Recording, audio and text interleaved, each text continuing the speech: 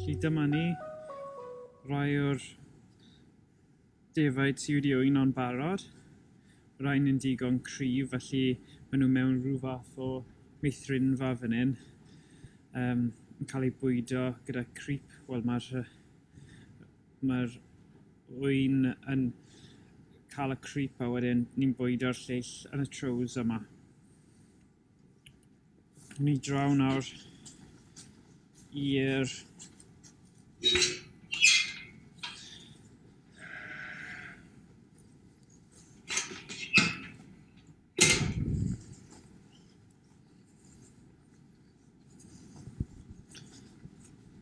gweddill. Mae rhain i gyd wedi cael ei cario mewn a ni'n edrych ar ôl rhain tipyn bach mwy achos mae un mas yn barod. Right.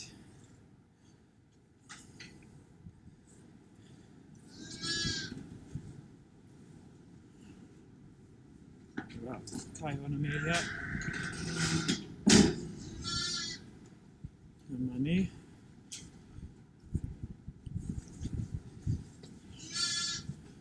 Cau hwn nôl. Mae'r un yna wedi ddianc. Gwell i mi dal. Un yna. Dyna ti. Weithiau maen nhw'n dianc fel yna. Just gweld lle wnawn ni bwydo rhain. Wel, mae fe'n eitha wyntog heddiw. Felly,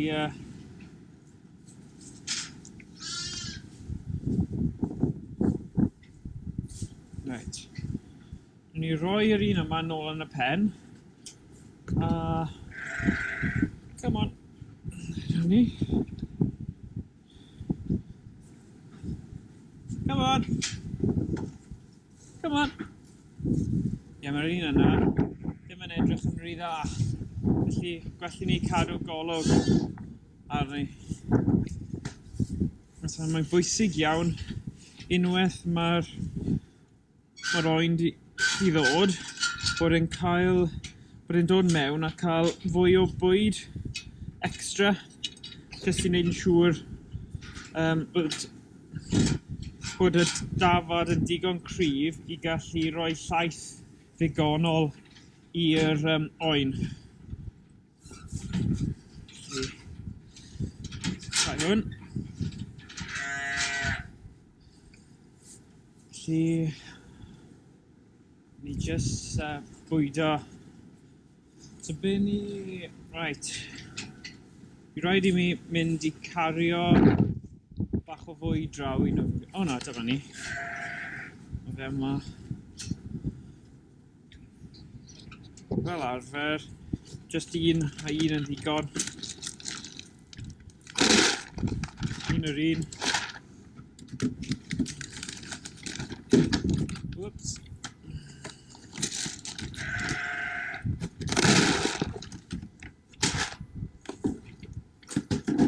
So un o rain a wedyn un jyst wneud yn siŵr bod digon o ddŵr gyda nhw.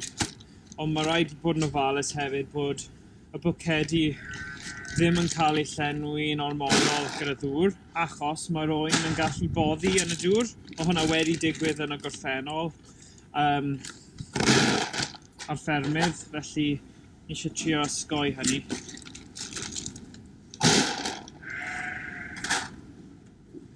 Ar hwnna. So,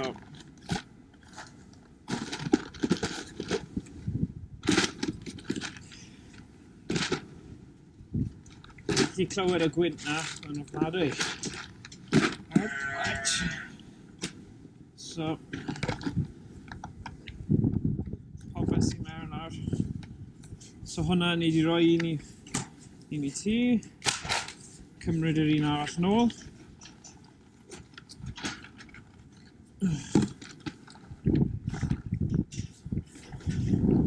Hwnna nawr. Un arall. Ti.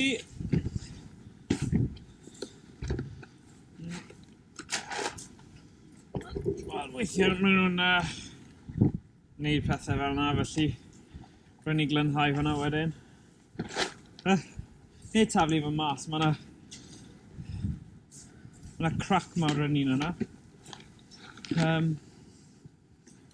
Right, dyna ni.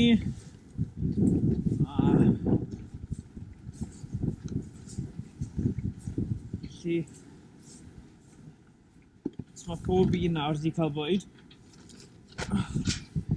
Just checio bod pob un nawr gyda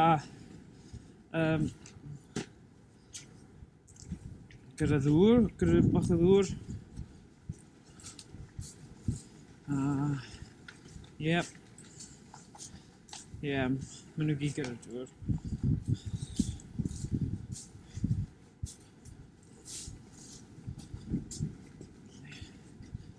Nawr mae rhain wedi sortio. A fi draw i gweddill.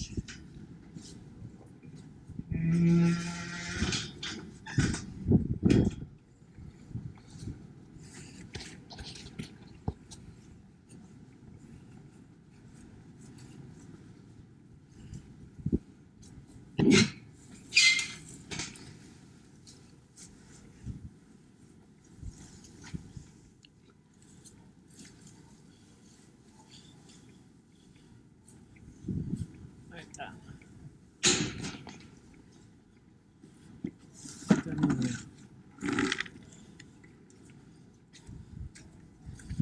Mynd i nôl 2 lot.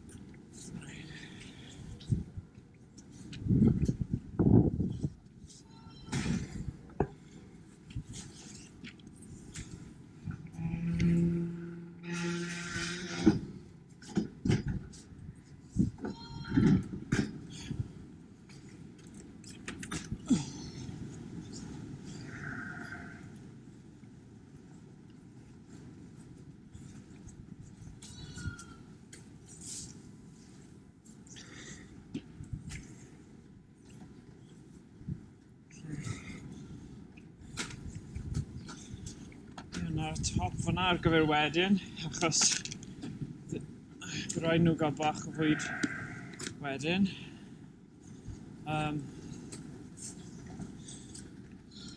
Right.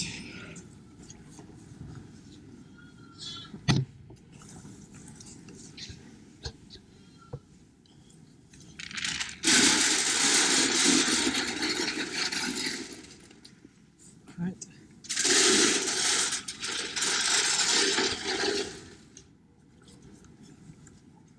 Dyna ni.